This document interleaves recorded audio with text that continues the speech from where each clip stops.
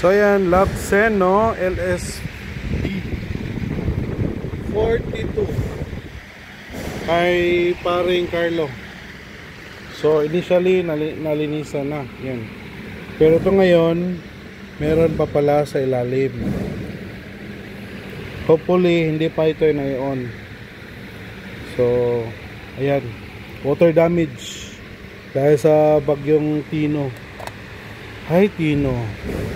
Ito mukhang maganda di ba? Mukhang okay.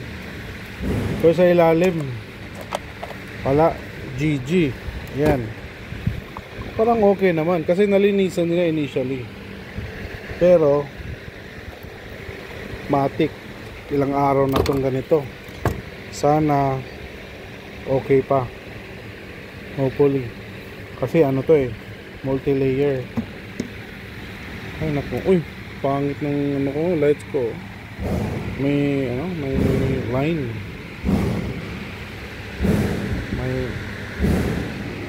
May line sa lights yan. Pasensya na, palitan nyo lang to soon. So ayan, so update ko na lang later on so anong mangyayari dito.